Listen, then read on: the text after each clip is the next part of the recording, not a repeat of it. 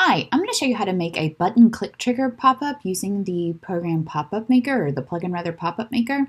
So go to Popup Maker, click Add Pop-up, give your pop-up a name, and I usually use something descriptive like button newsletter sign up or something like that.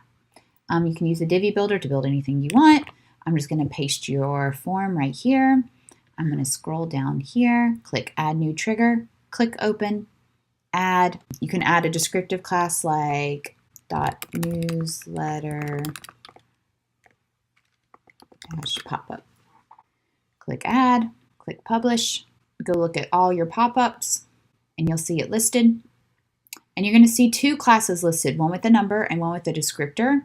And they may add a number to the end. It's just because there was a previous one named that. I usually copy the name because I can remember what the name is more than I can remember what the number is.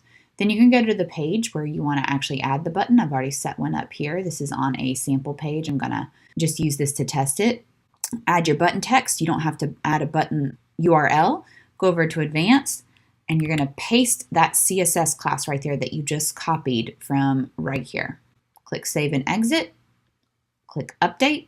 Then you're going to go to your page that you're working with and just make sure you reload it. And then you can click your button and boom, it opens up. And if you want it to be a little bit bigger, like I know this had looked a little bigger elsewhere, there's one other thing you can do if you want. Go over to your actual pop-up and you're editing the pop-up, scroll down, do display, do size, and then you can play around with it if you want. I'm going to do custom, and I'm going to set auto adjust the height. Again, you can play around with how it looks. Click update, close that out. Once this is reloaded, test your button. So there you go, you're all set.